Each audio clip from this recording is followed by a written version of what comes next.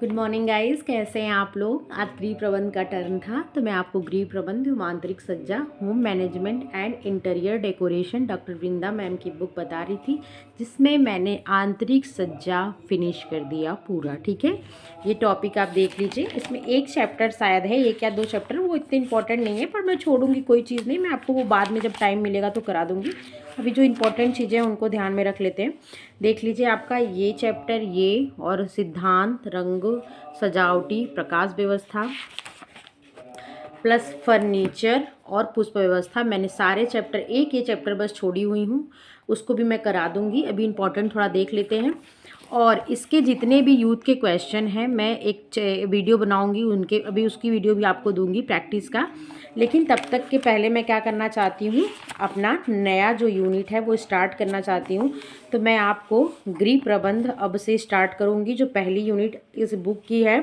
इसमें देख लीजिए पहले कुछ चीज़ें, इसमें जो है 5 चैप्टर है। ठीक है, एक है गृह प्रबंध, एक परिचय, फिर गृह व्यवस्था के उत्प्रेरक तत्व, मूल्य, लक्ष्य एवं स्तर, फिर क्या है गृह व्यवस्था की प्रक्रिया है, फिर है गृह व्यवस्था में निर्णय प्रक्रिया, डिसीजन मेकिंग जिसे कहते हैं, फिर अगला है रहन सहन। ठीक है, 5 चैप्टर है और मैं आपको स्टार्ट करूँगी। मेरी बुक में थोड़ा ये ऑनलाइन बुक आई थी, तो इसमें क्या है ना कि चैप्टर इधर उधर हैं, तो मैं वो चैप्टर खोज लेती हूँ पहले कहाँ स्टार्टिंग से दिया हुआ है। तो ये यहाँ पे स्टार्टिंग से दिया हुआ है, गृह प्रबंध एक परिचय। तो यहाँ से मैं आपको क्या करना चाहती हूँ, स्टार्ट करना चाहती हूँ आज। ठीक है, भगवान का नाम लेके मैं आज यहाँ से स्टार्ट करना चाहती हूँ। गृह प्रबंध एक परिचय, अध्याय 1, होम मैनेजमेंट एंड इंट्रोडक्शन। आपने आंतरिक सज्जा पूरा पढ़ लिया, जो कि आपको याद हो गया होगा। मैं कोशिश करती हूँ कि आपको, जो लोग नहीं देखे होंगे, जो हमारी वीडियो को पहली बार देख रहे हैं, वो आंतरिक सज्जा वाला वो जो पहले का वीडियो है वो देख लेंगे। वैसे कुछ वीडियो जो भी प्लेलिस्ट में डालनी है मैं उसको भी उसमें ऐड कर दूँगी। तो चलिए ज़्यादा बातें नहीं करते, अपनी वीडियो स्टार्ट करते हैं। तो गृह प्रबंध एक संयुक्त शब्द है। गृह प्रबंध क्या है? संयुक्त मतलब जुड़ा हुआ शब्द है, दो शब्दों को मिलाकर बना एक गृह और प्रबंध। ठीक है, जो गृह तथा प्रबंध दो भिन्न शब्दों से मिलकर बना है। गृह प्रबंध को भली भांति समझने के लिए गृह एवं प्रबंध के बारे में जानकारी प्राप्त करना परम आवश्यक है, तभी हम गृह प्रबंध को ठीक तरह से समझ सकेंगे। तो आइए पहले हम गृह के बारे में जानकारी प्राप्त कर लेते हैं। गृह अर्थात घर, होम का तात्पर्य है परिवार, होम का तात्पर्य है परिवार से होता है, जहाँ हम सुख, जो दिल से जुड़ा हो। ठीक है, जो क्या हो, हृदय से जुड़ा हो, जहाँ हम सुख शांति अमन चैन से रहकर पारिवारिक जीवन व्यतीत करते हैं। साधारण बोलचाल की भाषा में गृह तथा मकान का एक ही अर्थ लिया जाता है, परंतु गृह प्रबंध की दृष्टि से उन दोनों ही शब्दों में व्यापक भिन्नता है। गृह होम एक भावनात्मक शब्द है। कैसा शब्द है? भावनात्मक। इसमें भाव है, इसमें कुछ संवेग, मतलब आपके कुछ इमोशंस छुपे हैं, या के हृदय से जुड़ा हुआ है, इसीलिए क्या इसमें को भावात्मक शब्द कहा जाता है। यहाँ परिवार के सभी सदस्य आपस में प्रेम, स्नेह, करुणा, प्यार एवं सहानुभूति से रहकर अपनी समस्त आवश्यकताओं की पूर्ति करते हैं। लक्ष्यों का निर्धारण कर जीवन की गुणवत्ता क्वालिटी में वृद्धि करते हैं। परिवार के सभी सदस्य अपने सुख दुख के क्षणों में एक दूसरे का सहयोगी बनकर व चिंता मुक्त होकर जीवन यापन करते हैं तथा सुख एवं शांति का अनुभव करते हैं। आपसी प्रेम एवं सहयोग से व्यक्ति कर्तव्यनिष्ठ, परिश्रमी, ईमानदार व लगनशील बनकर शारीरिक व मानसिक विकास करते हुए अपने चरम लक्ष्य गोल को प्राप्त करता है। ठीक है, इसके ठीक विपरीत मकान आता है। अब तक आपने क्या देखा? तो आप तक यही बताया गया गृह प्रबंध क्या है, दो शब्दों से मिलकर बना है, गृह और प्रबंध। गृह का मतलब घर से होता है और प्रबंध का मतलब मैनेजमेंट से होता है, उसकी व्यवस्था से होता है। गृह का भी यहाँ पे बस वर्णन किया जा रहा है, यहाँ पे कहा जा रहा है कि गृह को मकान से भी, गृह को मकान शब्द से भी मतलब मकान भी समझते हैं गृह का मतलब, लेकिन गृह प्रबंध में गृह शब्द का एक भावनात्मक अर्थ है, जिसका मतलब है कि उस घर में जहाँ लोग क्या हो, अमन चैन के साथ, प्रेम व्यवहार के साथ अपने लक्ष्य, अपने गोल को प्राप्त करने के लिए लगनशील, ईमानदार, परिश्रमी व शारीरिक मानसिक रूप से विकास करते हुए प्राप्त होते हैं, मिलते हैं, उसी को क्या कहते हैं? हम गृह कहते हैं। इसमें यहाँ इसके ठीक विपरीत मकान जो होता है, आपने क्या देखा? गृह देखा। इसमें क्या कहा गया? भावनात्मक शब्द आपके इमोशन से जुड़ा है। जैसे आप समझ लीजिए कहते हैं ना कि जब मम्मी का घर छोड़ के आओ तो बड़ी तकलीफ होती है, कहते हैं ना हम, जैसे अपने माँ का जहाँ हमारा जन्म हुआ है, मायका जिसे कहते हैं, तो उस घर से क्या है, घर तो घर, वही ससुराल का घर, वही मैके, वो भी ईंट गारे मिट्टी जिससे बना है वो भी उसी से बना है। लेकिन उस घर में क्या है, हमारे कुछ बचपन बीते, हमारा जन्म हुआ, हमारे माँ का लाड प्यार हमको मिला, बहुत सारी स्टेज को, बहुत सारी चीज़ों को हमने उसमें देखा है। तो क्या होता है, उससे हमारे भावनात्मक क्या है, अटैचमेंट है, इमोशनल अटैचमेंट है। कभी कभी ऐसा होता है कि जिसमें माँ बाप न हो, मतलब उनकी मृत्यु हो गई हो अगर, लेकिन वो घर है, जब हम जाते हैं तो हम कहते हैं ना, यहाँ पे बैठते थे तो मम्मी खाना देती थी, यहाँ पे ये होता था वो होता था, हम लोग बैठ के यहाँ बातें करते थे, यहाँ पे एक पेड़ हुआ करता था, ऐसे कहते थे ना। अगर वो पेड़ आज भी है, अगर आप भी जाते हो कभी अपने गाँव वगैरह में, तो अगर कोई पेड़ दिखता होगा तो कहते हो ना, हम यहाँ पे ये चीज़ बहुत खेलते थे। पेड़ तो पेड़ है, लेकिन उस पेड़ से क्या है, आपके भावनात्मक आपका अटैचमेंट है। बस वही फर्क है गृह में और मकान में। इसके ठीक विपरीत मकान, हाउस, ईंट चूरा गारा, सीमेंट पत्थर या मिट्टी से बना हुआ, जैसे आप किराए के मकान में रहते हैं, मकान तो वो भी है, लेकिन उससे हमारा कोई इमोशनल अटैचमेंट नहीं होता। मान लीजिए घर बदले, कल दूसरा घर बदले, उससे क्या है, हमारी संवेगात्मक इमोशनल अटैचमेंट नहीं है। आश्रय स्थल होता है जहाँ कोई भावनात्मक एवं संवेगात्मक लगाव संबंध नहीं होता। उस मकान को छोड़ने में व्यक्ति को कोई मानसिक क्षोभ, वेदना, कष्ट एवं क्लेश नहीं होता, बल्कि कभी कभी बेहद खुशी भी होती है। उपरोक्त सूक्ष्म विश्लेषणों के आधार पर मकान को निम्नानुसार परिभाषित किया जा सकता है। जिसे लिख रहा है कभी कभी खुशी होती है, तो जब आप पहले किराए के मकान में रह रहे हो जो आपका न हो, ठीक है, अगर आप उसके बाद स्वयं अगर अपना मकान बना के उस घर को छोड़ के उस घर में जाएंगे तो आपको बेसिकली, सही बात है, खुशी होगी ही होगी। ठीक है, तो यही कुछ चीज़ें हैं जिनको शब्दों के माध्यम से क्या किया गया, आपके दिल की बात को बताया जा रहा है, बल्कि कभी कभी बेहद खुशी होती है। उपरोक्त सूक्ष्म विश्लेषणों के आधार पर मकान को निम्नानुसार परिभाषित किया जा सकता है। किसी भी रहने के सुरक्षित स्थान को मकान कहा जाता है।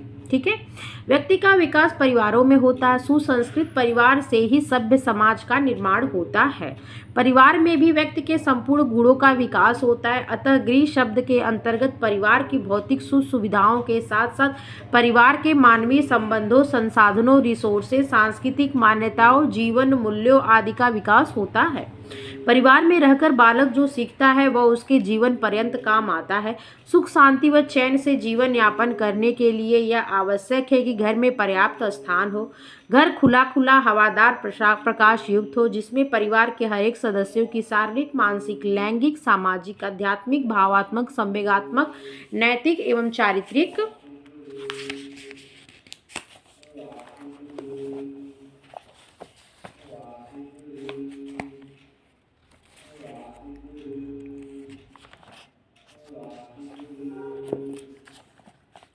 नैतिक एवं चारित्रिक क्या हो, आवश्यकताओं की पूर्ति हो सके।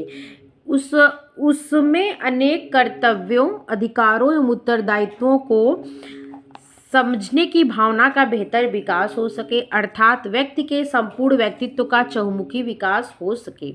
आर्थिक स्थिति के कारण भले ही घर का आकार छोटा ही क्यों न हो, परंतु सुंदर तरीके से सजा हुआ व्यवस्थित रूप से ही घर की शोभा है। व्यवस्थित रूप से ही घर की शोभा है, जो परिवार के सदस्यों के आपसी प्रेम, करुणा, सौहार्द, सहयोग, सहानुभूति, एकता, संगठन, उचित व्यवस्था तथा समन्वय, कोऑर्डिनेशन से ही लाया जा सकता है। यह कोरी कहावत नहीं बल्कि 100% सच है कि a house is build by hand but A home is a built by heart. मतलब एक घर कैसे बनता है तो उनका निर्माण हाथों द्वारा होता है, ईटा गारा, माटी, मिट्टी, क्या सीमेंट, बालू इत्यादि द्वारा। लेकिन जो होम होता है, जो गृह है आपका, उसका निर्माण कैसे होता है, हृदय से होता है। उसमें भावनाएं, संवेगात्मक लगाव इत्यादि होते हैं। अर्थात मकानों हाथों द्वारा बनाया जाता है, जबकि घर हृदय, दिल से बनता है। यदि घर के सदस्यों में आपस में प्रेम, दया, करुणा, त्याग, सहानुभूति, सहयोग व समन्वय की भावना हो तो घर में आपस में हो तो स्वर्ग से भी सुंदर एवं मनोहारी दिखने लगता है। जैसे कहा जाता है ना कि अरे मेरी मड़ई ही अच्छी है, छज्जा जिसे कहते हैं मड़ई, जो खरपतवार से घास फूस से बनाई जाती है। लोग कहते हैं ना अगर दो रोटी सुकून का है तो अपनी मड़ई या जो वही मतलब जो वही है छज्जा क्या है उस वही है अच्छा है। अपना माटी का घर, अपना मिट्टी का घर ही अच्छा है, अपना 2 कमरे का घर ही अच्छा है जहाँ सुकून है। तो जो हृदय से बनाया हुआ घर होता है वहाँ करुणा, प्रेम, दया भावना होती है, तो वहाँ पे क्या होता है, सुकून होता है। आप थोड़ा भोजन खाएं, 1 रोटी में 4 टुकड़ा करके आए, उससे भी क्या होता है, मानसिक संतुष्टि मिलती है। ऐसे घर में रहकर हर एक व्यक्ति नैसर्गिक तथा अलौकिक आनंद प्राप्त करता है तथा जीवन में सफलता की सीढ़ियां पार करता हुआ विकास के चरम लक्ष्य को प्राप्त करता है। जैसे कहते हैं ना, इनका पालन पोषण बहुत अच्छे माहौल में, वातावरण में हुआ है। तो वातावरण का क्या मतलब, घर जो एक जिसका विकास अच्छा नहीं हुआ, जो चोर हो गया, जो डकैत हो गया, जो क्रिमिनल हो गया, तो क्या उसका उसका उसका कोई घर नहीं था, उसका कोई परिवेश नहीं था, परिवेश था, वो भी घर में मकान में ही रहता था, लेकिन उसका जो आपसी संबंध, जो लोगों का उसके प्रति रवैया, ठीक है, उसका विक्षोभ होना, वो सब चीज़ें भी बहुत कारण, जो संवेग, जो कहते हैं ना मनोवैज्ञानिक जो कारण हो सकते हैं, ये सब कारण का भी बहुत असर पड़ता है। वही बात है, कहते हैं ना एक गरीब का बच्चा भी अफसर बन सकता है अगर उसका पर्यावरण सही है, उसको देने वाली शिक्षाएं सही है, उसका माहौल अच्छा है। तो इसीलिए कहते हैं कि एक व्यक्ति पर उसके आनुवंशिकता के साथ उसके पर्यावरण, उसके वातावरण का भी प्रभाव पड़ता है। ठीक है, तो वही बात कह रहे हैं कि समन्वय की भावना हो तो घर स्वर्ग से भी सुंदर एवं मनोहारी दिखने लगता है। ऐसे घर में रहकर हर एक व्यक्ति नैसर्गिक व अलौकिक आनंद प्राप्त कर सकता है तथा जीवन में सफलता की सीढ़ियां पार करता हुआ विकास के चरम लक्ष्य को प्राप्त करता है। परंतु यह सब तभी संभव व मुमकिन है जब परिवार के प्रत्येक सदस्य में त्याग, बलिदान, ममता, दया, करुणा, विश्वास, एकता एवं सहयोग की भावना कूट कूट कर भरी हो तथा व्यक्ति द्वेष, ईर्ष्या, आलोचना, कटाक्ष, कामचोरी आदि नकारात्मक विचारों से पूर्णतः मुक्त हो। अगला आता है मैनेजमेंट। अब तक आपने क्या देखा, गृह के बारे में समझा। गृह प्रबंध 2 शब्दों से मिलकर बना है, तो आपने अभी तक एक शब्द जो गृह है उसके बारे में समझा और आपने ये जाना अब तक कि ये क्या है, तो एक भावनात्मक शब्द है। ये हमारे इमोशंस, हमारे संवेग से जुड़ा हुआ है। जो क्या होता है, जिसका कहते हैं कि इसका निर्माण कैसे हुआ है, तो हमारे हर्ट, हमारे दिल, हमारे हृदय से हुआ है। ठीक है, अब नंबर आता है मैनेजमेंट का। मैनेजमेंट क्या है, एक व्यापक शब्द है। मैनेजमेंट प्रबंध का मतलब व्यवस्था से भी होता है, जहाँ किसी चीज़ का सिस्टमैटिक तरीके से, विचार पूर्वक, मानसिक तरीके से उसके लाभ और हानि को ध्यान में रखकर जो मैनेजमेंट किया जाता है उसे ही हम क्या कहते हैं, प्रबंध कहते हैं। देख लीजिए आगे आप। प्रबंध एक व्यापक शब्द है जिसका उपयोग घर, व्यवसाय, उद्योग जगत में कई अर्थों में किया जाता है। सबसे अच्छी बात यह है कि बिना मैनेजमेंट का आप अपने गोल को प्राप्त कर लीजिए, आप अपने लक्ष्य को प्राप्त कर लीजिए, ये संभव नहीं है। ठीक है, लक्ष्य सबसे पहले बनाया जाता है, उसके बाद क्या की जाती है, योजनाएं बनाई जाती है। उस लक्ष्य को प्राप्त करने के लिए योजनाएं जो बनाई जाती है विभिन्न अवस्थाओं से गुजरते हैं। ठीक है, तो उसे ही क्या कहते हैं, प्रबंधन कहते हैं। तो दिखा है जिसका उपयोग घर, व्यवसाय, औद्योगिक जगत में कई अर्थों में किया जाता है। कहने का मतलब है कि ये प्रबंध शब्द का जो उपयोग है वो हर क्षेत्र में किया जाता है, चाहे वो शिक्षा का क्षेत्र हो, चाहे मैनेजमेंट हर जगह होता है। मैनेजमेंट के बिना कोई भी कार्य सुचारू रूप से सफल नहीं हो सकता, उसमें विभिन्न प्रकार की बाधाएं आती हैं। हो भी जाएगा तो आपको आत्मसंतुष्टि नहीं मिलेगी। इसलिए प्रबंध शब्द का सार्वभौमिक सत्य है, सार्वभौमिक यूज किए जाने वाला विश्वव्यापी शब्द है, जहाँ पे हर क्षेत्र में, हर एरिया में, किसी भी क्षेत्र में हो जिसमें क्या होता है, प्रबंधन शब्द का यूज होता है। प्रबंधन क्रिया उपयोग में लाई जाती है। प्रबंध एक कैसा शब्द है, तो एक मानसिक प्रक्रिया है जो अनिवार्यतः हर एक घरों में परिवार के सदस्यों द्वारा संपन्न की जाती है। यहाँ पे घर में इसलिए कहा जा रहा है क्योंकि आप पढ़ क्या रहे हैं, तो आप होम मैनेजमेंट, गृह प्रबंध किया पढ़ रहे हैं, तो आपको घर में किए जाने वाले प्रबंध के बारे में इसमें विस्तृत वर्णन किया जाएगा। सरलतम शब्दों में कहा जाए तो प्रबंध का अभिप्राय विचार पूर्वक की गई व्यवस्था से है। वो भी कैसी व्यवस्था, कैसी प्रक्रिया, जो मस्तिष्क में आपके मानसिक प्रक्रिया होती है। प्रबंध विज्ञान है। प्रबंध क्या है, विज्ञान है। प्रबंध कला भी है, कला और विज्ञान दोनों है, जिसके अंतर्गत नियोजन, संगठन, समन्वय, क्रियान्वयन, उत्प्रेरण, नियंत्रण तथा मूल्यांकन आदि का वैज्ञानिक विश्लेषण किया जाता है। प्रबंध विज्ञान है जिसके अंतर्गत आपने विज्ञान देखनी है और कला है, इसको तरीके से व्यवस्थित से समन्वय बना के लोगों को सहयोग में लेके अपने तरीके से आपके बोलने की कला, आपको मैनेजमेंट व्यवस्थापन करने की कला, आपके मानसिक तरीके से चीज़ को सिस्टमैटिक करने की कला, इसलिए क्या है, ये विज्ञान और कला दोनों है। लेकिन यहाँ पे क्या लिखा है, प्रबंध विज्ञान है जिसके अंतर्गत नियोजन, संगठन, समन्वय, क्रियान्वयन, उत्प्रेरण, नियंत्रण और मूल्यांकन आदि का वैज्ञानिक विश्लेषण किया जाता है।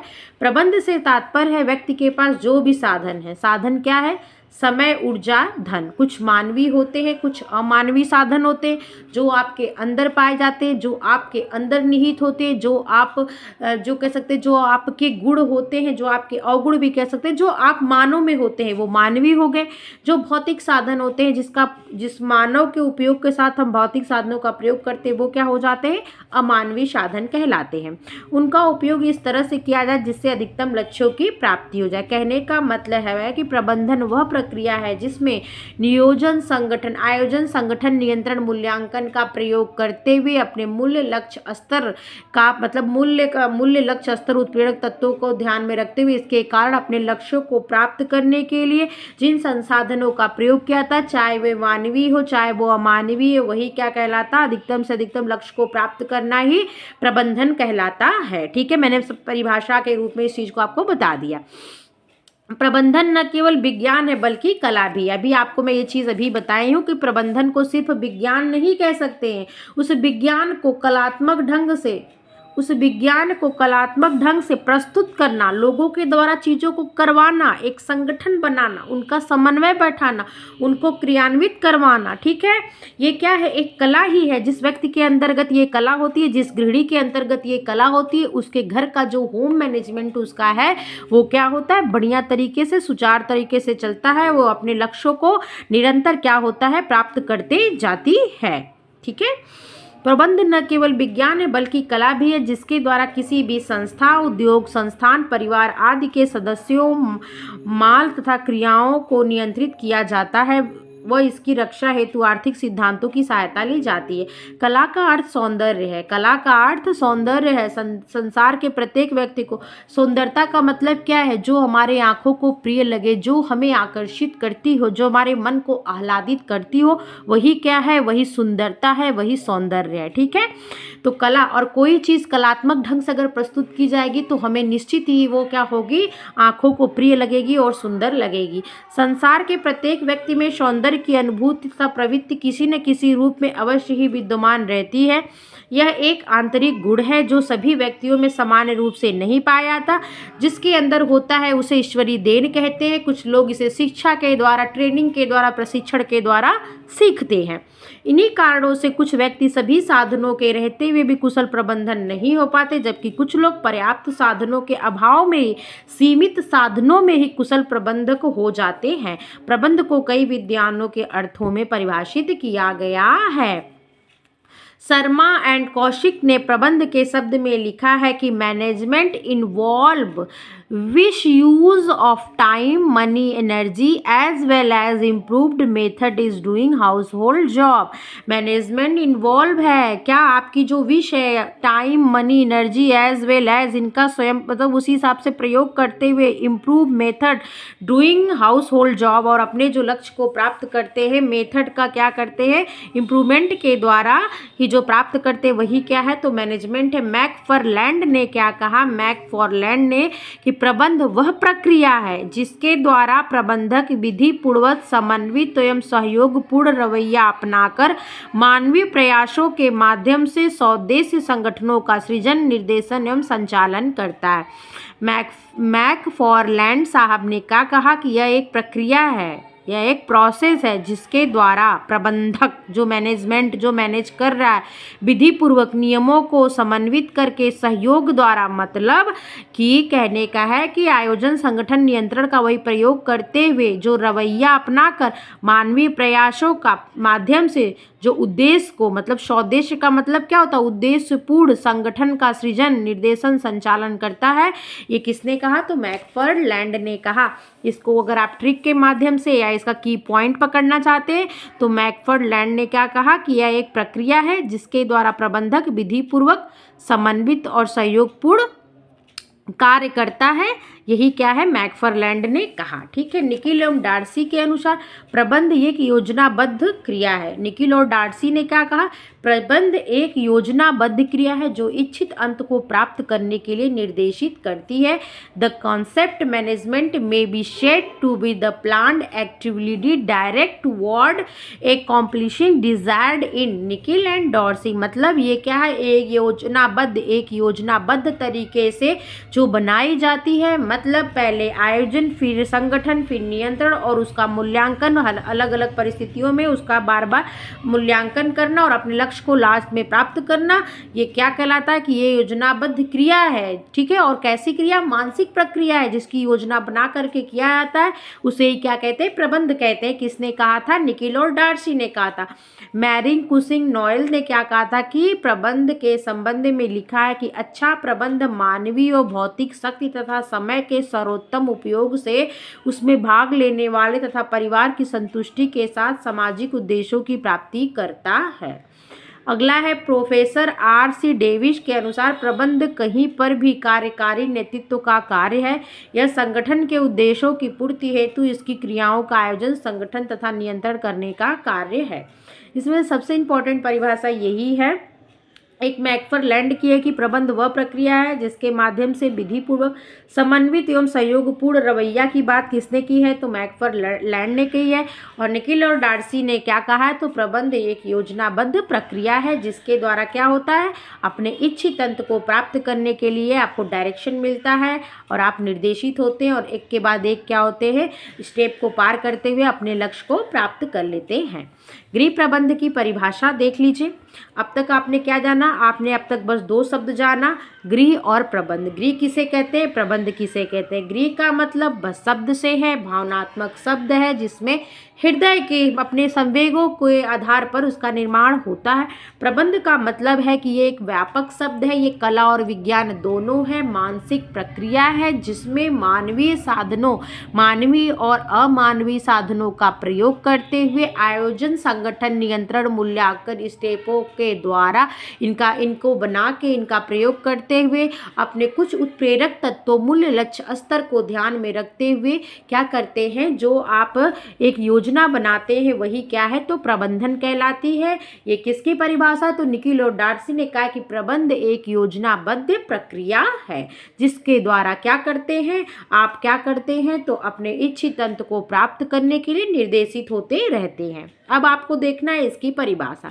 डिफिनेशन ऑफ होम मैनेजमेंट, हम सभी गृह प्रबंध का प्रयोग दैनिक जीवन में करते ही हैं तथा सामान्य प्रत्येक व्यक्ति इसके अर्थ से परिचित है, परंतु फिर भी इसके अर्थ को स्पष्ट करना आवश्यक है क्योंकि आगामी चर्चा का आधार यही शब्द है। सरल शब्दों में प्रबंध एक साधन मात्र है, अर्थात हमारे पास जो भी साधन उपलब्ध है उसका सर्वोत्तम उपयोग इस ढंग से किया जाए जिससे हमारी इच्छाएं एवं उद्देश्यों की पूर्ति हो जाए। प्रबंध क्या है, एक साधन है। प्रबंध क्या है, साधन है।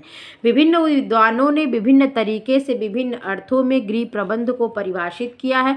विद्वानों ने इसकी परिभाषा निम्नानुसार दी है। गुड जॉनसन ने क्या कहा है कि गृह प्रबंध को इस प्रकार से परिभाषित किया जाए कि गृह प्रबंध सभी देशों में पाई जाने वाली सबसे अधिक सामान्य व्यवसाय है जिसमें अधिकांश व्यक्ति कार्यरत है व अधिकांश धन का उपयोग किया जाता है तथा यह व्यक्ति के स्वास्थ्य की दृष्टि से अत्यधिक महत्वपूर्ण है। ये सभी देशों में पाई जाती है, ये एक व्यवसाय की तरह है। ठीक है, इसमें धन का उपयोग होता है, व्यक्तियों की स्वास्थ्य की दृष्टि से क्या है, ये उपयोगी है। Home management is common in all countries, सभी कंट्री के लिए क्या है, ये कॉमन है, मतलब सभी देशों में पाया जाता है। Most common occupation employed most people handling most money and in of fundament importance for the health and the people. Good Johnson, जो आप हिंदी में देखें उसी का ये इंग्लिश वर्जन है। ग्रास एवं क्रेंडल ने क्या कहा कि गृह व्यवस्था क्या है, एक मानसिक प्रक्रिया है। किसने कहा, ग्रास और कैंडल ने कहा था कि एक मानसिक प्रक्रिया है जिसमें पारिवारिक साधनों का उपयोग करके आयोजन, नियंत्रण, मूल्यांकन के द्वारा पारिवारिक लक्ष्यों की प्राप्ति की जाती है। Home management is a mental process, ठीक, through which is the plant control and evaluated the use of family resources in order to achieve the family goal, gross and crandall। उपरोक्त परिभाषा को चित्र के द्वारा अग्रानुसार समझाने का छोटा सा प्रयास किया जा रहा है। अब तक आपने क्या देखा? आपने अब तक गुड, जॉनसन एंड ग्रॉस और क्रैंडल की परिभाषा को देखा, जिसमें गुड और जॉनसन ने क्या कहा कि ये सभी देशों में पाई जाती, ये एक व्यवसाय की तरह जिसमें अत्यधिक धन का प्रयोग होते हुए आपके स्वास्थ्य की रक्षा इसमें होती है।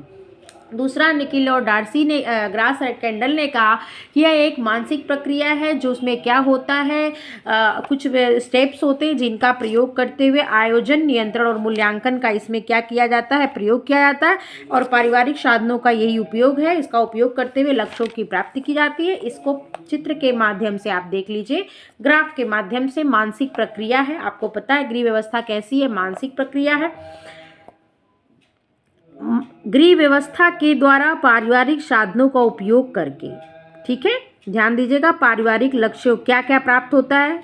तो इसमें कैसे गृह व्यवस्था मानसिक प्रक्रिया है जिसमें आयोजन, नियंत्रण, मूल्यांकन, कुछ मानवीय और कुछ अमानवीय साधनों का प्रयोग करके धन, समय, शक्ति, ज्ञान, कौशल, योग्यता, ये क्या हो गई, तीनों मानवीय साधन, ये क्या हो गया, अमानवीय साधन के द्वारा भौतिक वस्तुएं, ये अमानवीय साधन अभिरुचि, इंटरेस्ट के द्वारा आप पारिवारिक लक्ष्यों को प्राप्त करते हैं। ठीक है, ये कुछ साधन दिए हैं। तो आपने जाना आप कुछ स्तर से गुजरते हैं जो आयोजन, नियंत्रण, मूल्यांकन होता है। आयोजन, संगठन, नियंत्रण, मूल्यांकन होता है, लेकिन ग्रास और कैंडल ने आयोजन, नियंत्रण, मूल्यांकन की बात की, कुछ मानवीय और अमानवीय साधन की बात की। तो उन्होंने धन, समय, शक्ति को अमानवीय के अंदर, ज्ञान, कौशल, योग्यता को मानवीय के अंदर रखते हुए मटेरियल गॉड, कुछ भौतिक वस्तुएं, और इंटरेस्ट, अभिरुचि के द्वारा अपने लक्ष्यों को प्राप्त करते हैं। मैंने आपको ये ग्राफ समझा दिया।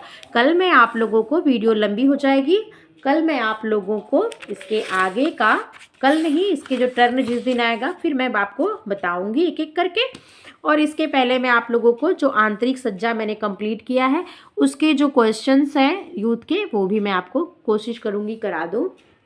अगर आप लोगों को मेरा समझाना, मेरा पढ़ाना, मेरा बताना अच्छा लगता है तो आप लोग लाइक, शेयर, सब्सक्राइब कर दिया करिए। प्लीज़ आप लोग मेरी हेल्प करिए, किया करिए, आप लोग भी हमको सहयोग दिया करिए। मैं आप लोगों के लिए अपना मूल्यवान टाइम निकाल के आप लोगों को क्या करती हूँ, बताती हूँ। और आप लोग अपना मूल्यवान टाइम निकाल कर मेरी वीडियो को देखते हैं, मुझे मोटिवेट करते हैं, मेरी सराहना करते हैं, ठीक है, लाइक करते हैं। और आप लोग अगर कह सकते हैं कि आप लोग मेरी वीडियो को लाइक, शेयर, सब्सक्राइब करते ही हैं, साथ में कह सकते हैं कि आप लोग शेयर भी कर दिया करिए, ठीक है। और जो मेरी वीडियो देखते हैं वो लोगों को बहुत बहुत धन्यवाद। अपना ध्यान रखिएगा। Take care.